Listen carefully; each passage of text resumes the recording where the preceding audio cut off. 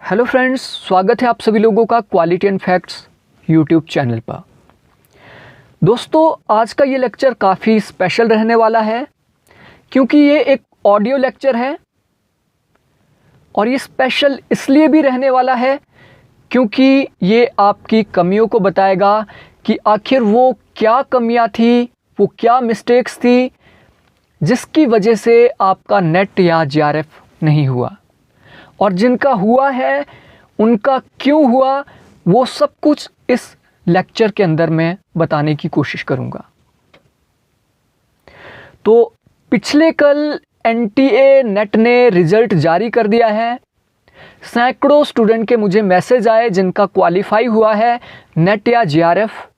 काफ़ी स्टूडेंट ऐसे भी थे जो क्वालिफाई नहीं कर पाए और काफ़ी निराश थे, जिसकी वजह से आज मैं ये लेक्चर आपके सामने लेकर आया हूँ।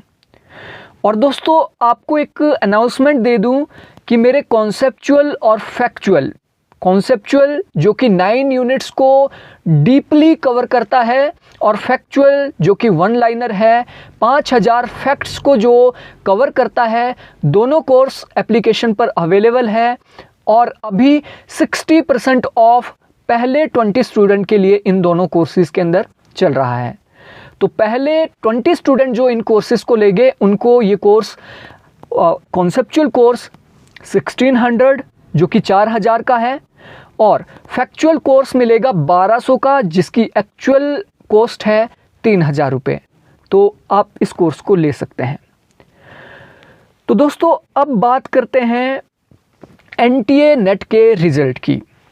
तो एनटीए नेट ने जो रिज़ल्ट जारी किया है वो परसेंटाइल में जारी किया है, और परसेंटाइल परसेंटेज नहीं है, परसेंटाइल ऑल इंडिया रैंक आपकी बताता है।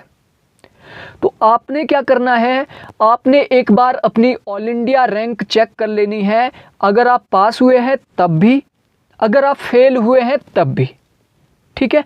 अब ऑल इंडिया रैंक आप कैसे पता करोगे? आपने क्या करना है, 100 को माइनस कर लेना है आपकी ऑब्टेन परसेंटाइल से। फॉर एग्जाम्पल, आपकी परसेंटाइल आई है 90, ठीक है। तो 100 में से आपने क्या करना है, माइनस कर लेना है 90 को, आपके पास बचा 10।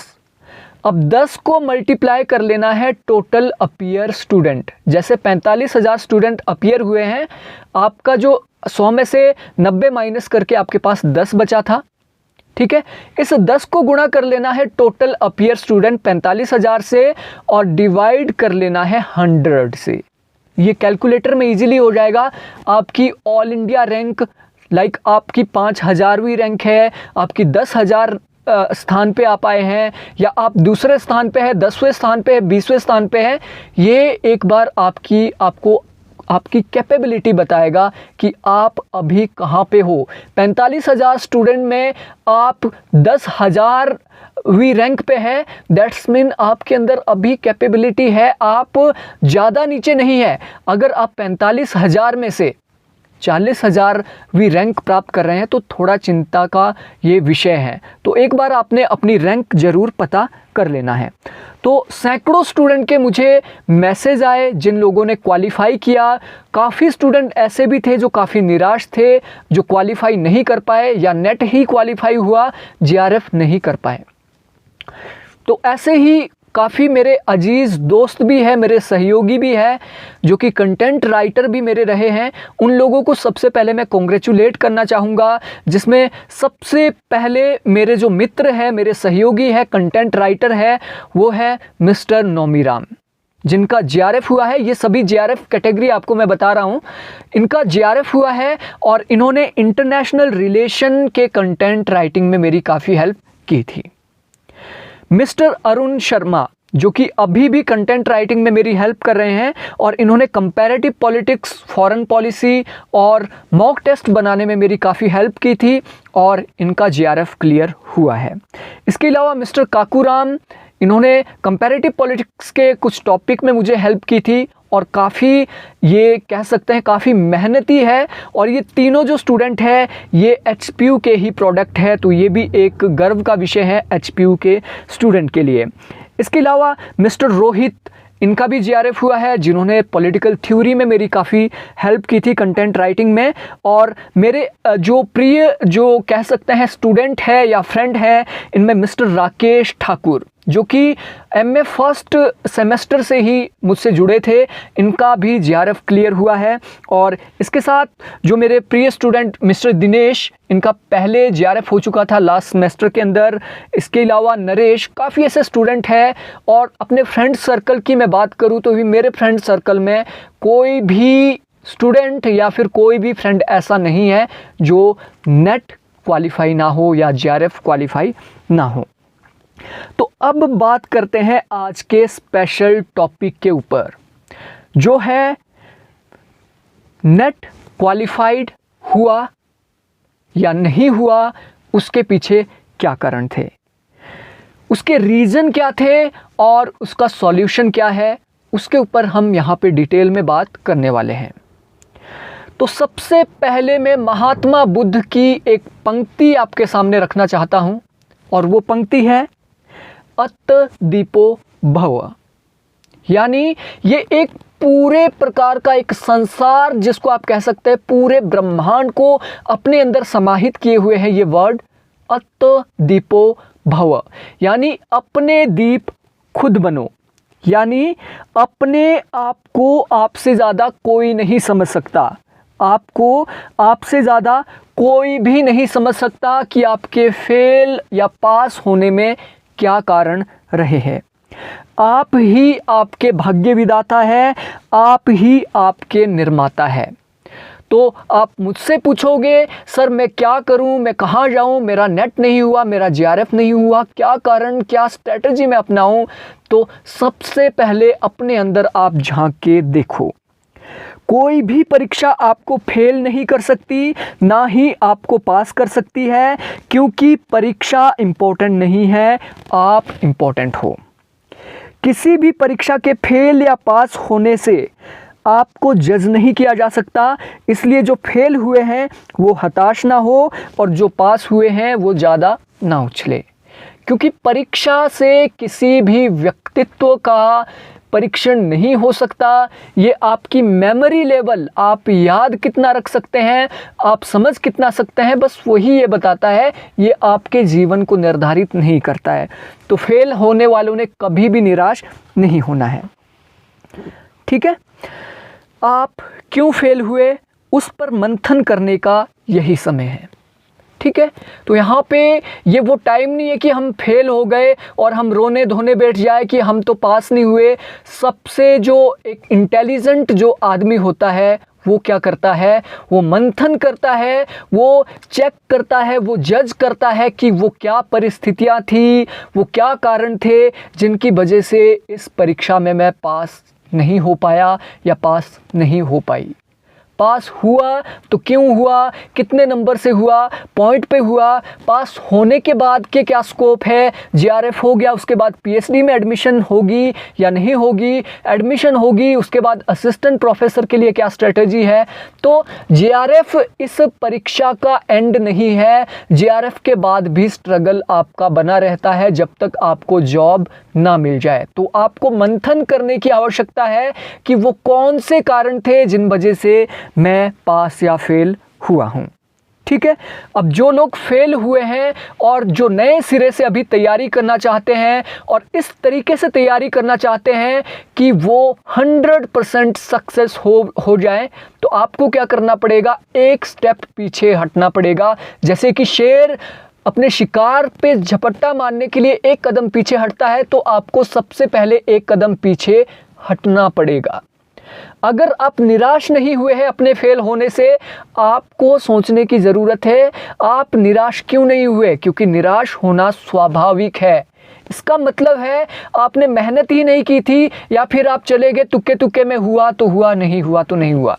तो सबसे पहले स्टेप बैक आपने एक लेना है ताकि आप आगे बढ़ पाओ। आपने एक कदम पीछे लेने का मतलब है आपने अपने प्रीवियस ईयर को एक बार से रिवाइज करना है, एक बार उसके ऊपर मंथन करना है। तो सबसे पहले आप एकांत में बैठिए। एकांत का मतलब है जहाँ पे आप सोच सको, जहाँ पे आप मेमोराइज कर सको चीज़ों को। एकांत में जाने के लिए आप क्या कर सकते हैं, आप किसी घने जंगल में चले जाइए, आप बिस्तर के अंदर घुस जाइए, आंखें बंद कर लीजिए और सोचने की कोशिश कीजिए कि आखिर क्या वो परिस्थितियां थी जिन परिस्थितियों से आप गुजरे। आपके अंदर कैपेबिलिटी की कमी नहीं है, डेफिनेटली आप कर सकते हैं, आप एमए लेवल तक पहुंच गए हैं और ये एक छोटा सा एग्ज़ाम, नेट जेआरएफ का एग्ज़ाम आप क्रैक नहीं कर पाए। तो आपको पता होगा इस बार 7% से ज़्यादा स्टूडेंट क्वालिफाई हुए हैं नेट, तो आप 7% में अपनी जगह नहीं बना पाए, उसका क्या कारण है। और जेआरएफ ऑलमोस्ट डबल लिए हैं इस बार, 9000 से ज़्यादा जेआरएफ लिए हैं, जो कि हर साल 4000 के आसपास लिए जाते थे। तो आप समझ सकते हैं कि डबल जेआरएफ में भी आप अपना स्थान नहीं बना पाए। तो आप एक बार एकांत में बैठिए और उन सब परिस्थितियों को, उन सब चीज़ों को समझने की कोशिश कीजिए, ठीक है। उसके बाद आपने क्या करना है, उसके बाद अपने आप का जो मंथन करने के लिए आपने कॉपी पेन ले लेना है और अपनी गलतियों को आपने लिखना है, ठीक है। अपनी जितनी भी गलतियां आपकी इस प्रिपरेशन के दौरान रही है, अब घर वालों ने आपको छोड़ा है तैयारी करने के लिए, आप लाइब्रेरी जाते हैं नहीं जाते हैं, आप किस तरीके से अपने टाइम को यूटिलाइज कर रहे थे, वो सब कुछ आप लिखिए। आपकी गलतियां क्या रही, आपने कहाँ पे टाइम वेस्ट किया, आपने किस चीज़ पे ज़्यादा फोकस किया और किस चीज़ पे कम फोकस किया, वो सारी गलतियां एक बार आप एक पेज के ऊपर लिख लीजिए। नेक्स्ट पेज के अंदर आपने क्या लिखना है, अपनी खूबियों को लिखना, क्योंकि अगर आप अपनी नेगेटिविटी को ही लिखते रहोगे तो नेगेटिविटी को ही ज़्यादा बढ़ावा मिलेगा। अपनी खूबियों को भी आपने लिखना है कि आपके अंदर कैपेबिलिटी है, आप रूटीन से पढ़ाई कर सकते हैं, आप कितने घंटे पढ़ सकते हैं। तो एक जो स्टूडेंट होता है, फॉर एग्जाम्पल वो फेल हो गया है लेकिन वो पढ़ता है, उसके अंदर कैपेबिलिटी है, वो 8 से 10 घंटे बैठ सकता है, तो वो उसकी एक प्रकार की खूबी है और जिसका अगर वो अच्छे से यूटिलाइज करता है तो कोई भी एग्ज़ाम वो आसानी से क्लियर कर सकता है, ठीक है।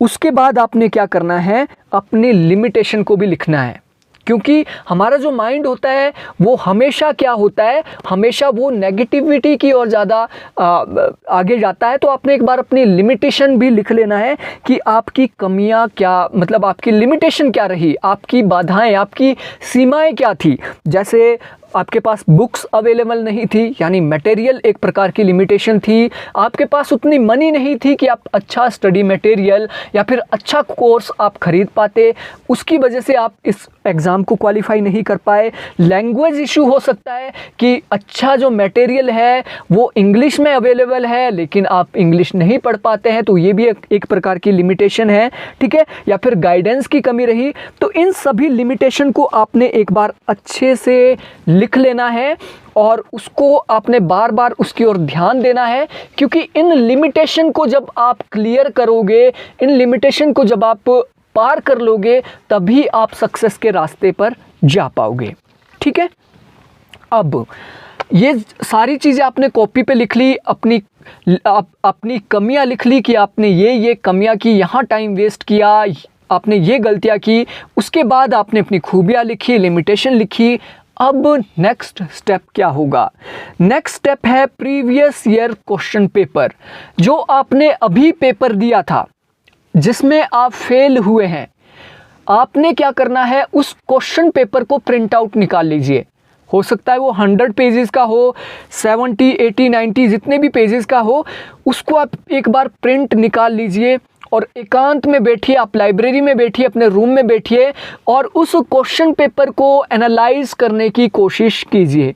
आपने इसमें 3 प्रकार की चीज़ें देखनी है प्रीवियस ईयर क्वेश्चन पेपर में, और मैं डेफिनेटली बोलता हूं अगर आपने इन तीनों चीज़ों को अच्छे से देख लिया, समझ लिया, तो आप अपने आप को खुद गाइड कर पाओगे कि आपके अंदर कमी क्या रही थी और आपको किन भूलों को सुधारने की ज़रूरत है। सबसे पहले आपने क्या करना है, पूरा का पूरा पेपर जो कि 100 क्वेश्चन का रहेगा पेपर 2 और 50 क्वेश्चन का रहेगा पेपर 1। ये 150 क्वेश्चन है और ये 150 क्वेश्चन ही आपको फेल या पास करते हैं। तो आपने क्या करना है, पूरा का पूरा क्वेश्चन पेपर 10 यूनिट में डिवाइड कर लेना है। 10 यूनिट में डिवाइड कर लेना है।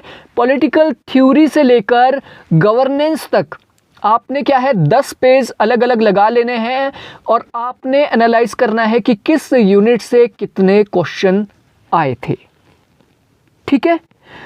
कितने क्वेश्चन आए थे और किस यूनिट से आपके कितने क्वेश्चन सही हुए हैं और कितने क्वेश्चन गलत हुए हैं। ये आपको एक तरीके से बताएगा कि आपको किस यूनिट पे ज़्यादा मेहनत करने की ज़रूरत है और कौन सी यूनिट आपकी स्ट्रॉन्ग है और कौन सी यूनिट आपकी वीक है।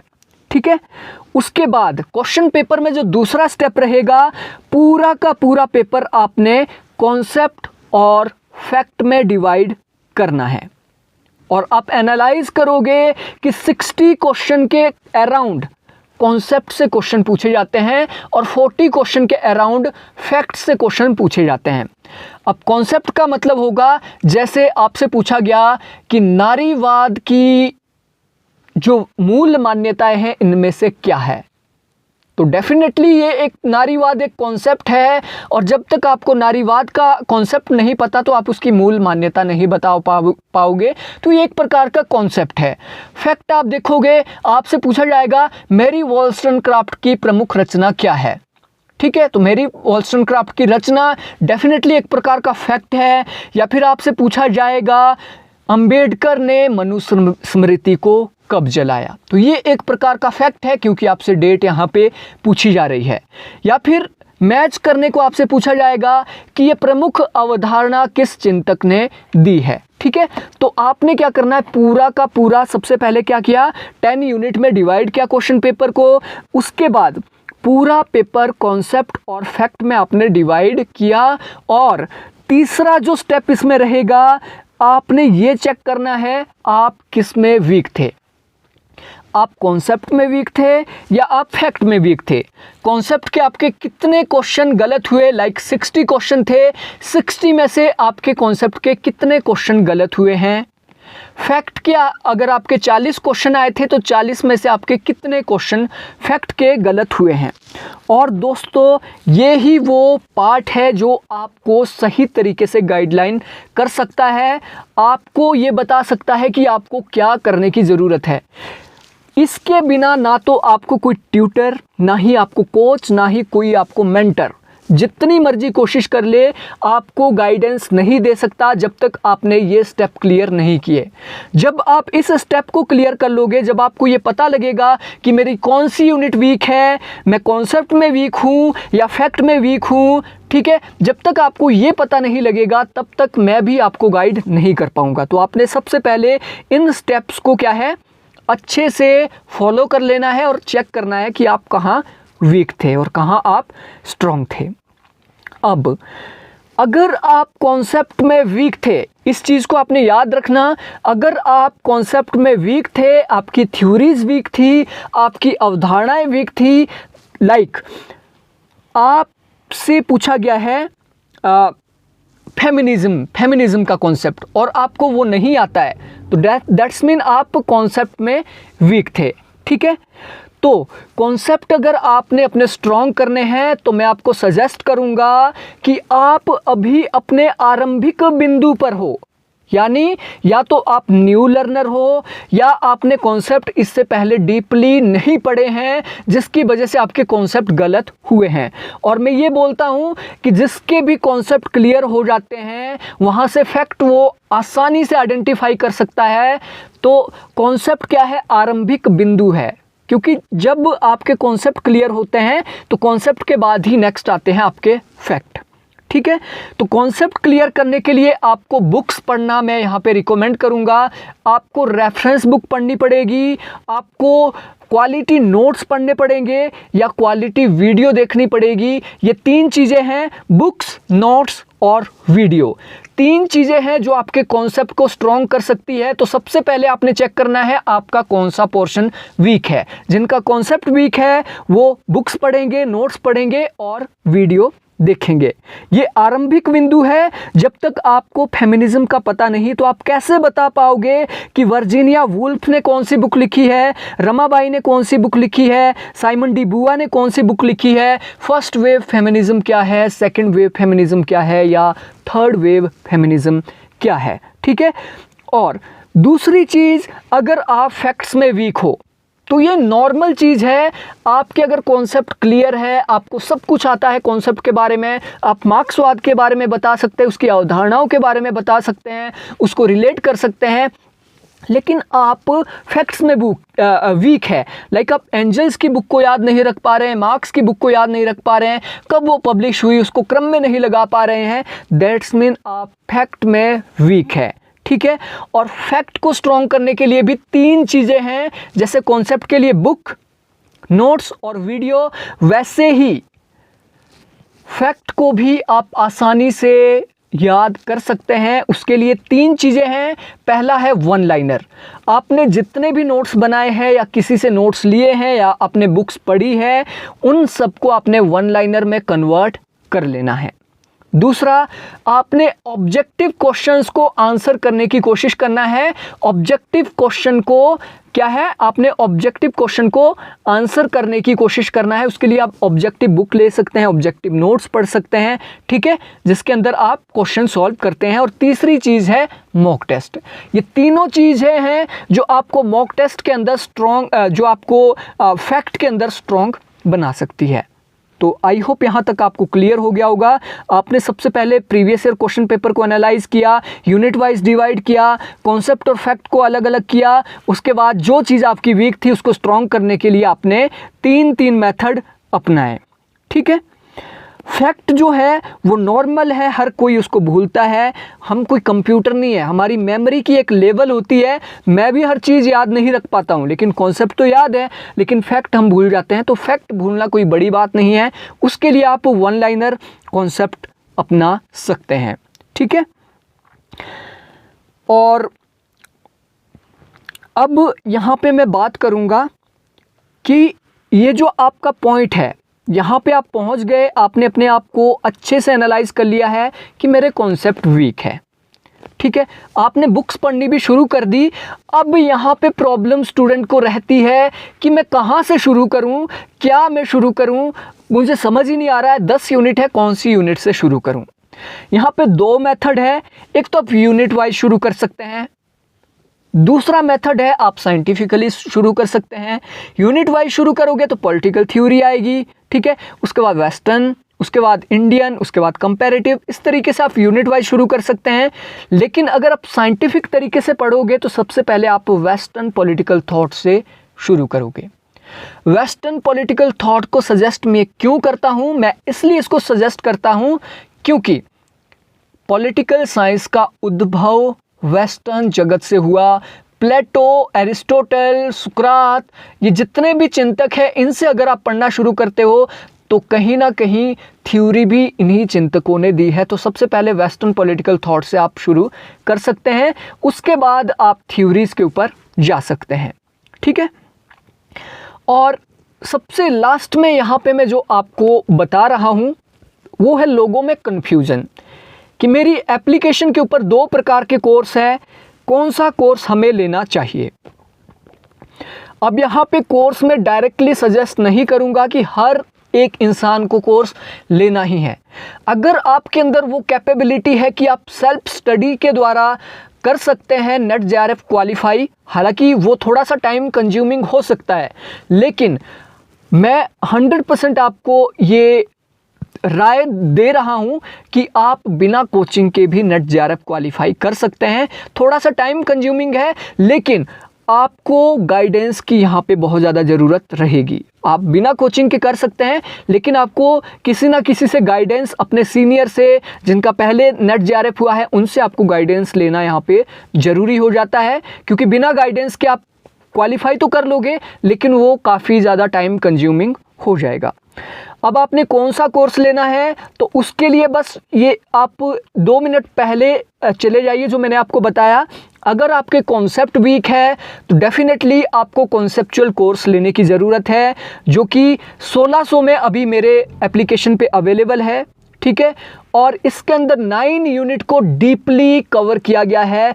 ऐसा कोई भी कॉन्सेप्ट नहीं छोड़ा गया है जो पेपर में पूछा जाता है और मैंने कवर ना किया हो। सब कुछ इसके अंदर कवर किया है। एक यूनिट इसमें कवर नहीं है, इंडियन पॉलिटी, क्योंकि वो एम लक्ष्मीकांत से पूरा का पूरा कवर हो जाता है। ठीक है। और अगर आपके फैक्ट वीक है, आप चीज़ों को याद नहीं रख पाते हैं, तो आपको एक ही सजेशन मेरी है, आप single course for all exam related to political science, यानी वन लाइनर क्वेश्चन जो कि 5000 क्वेश्चन को जिसमें कवर किया है, उसको आप ले सकते हैं। और वो आपके लिए रामबाण की तरह काम करेगा, क्योंकि कॉन्सेप्ट आपके पहले ही क्लियर है और फैक्ट आपको याद नहीं हो रहे थे। आप वन लाइनर को डेली 100 क्वेश्चन करके याद करने की कोशिश करोगे। एक टाइम ऐसा आएगा कि 5000 के 5000 क्वेश्चन आपके दिमाग में बैठ जाएंगे। तो ये तरीका था। आई होप ये वीडियो आपके लिए काफ़ी ज़्यादा यूज़फुल होगी और रहेगी आगे आपके फ्यूचर में, ठीक है।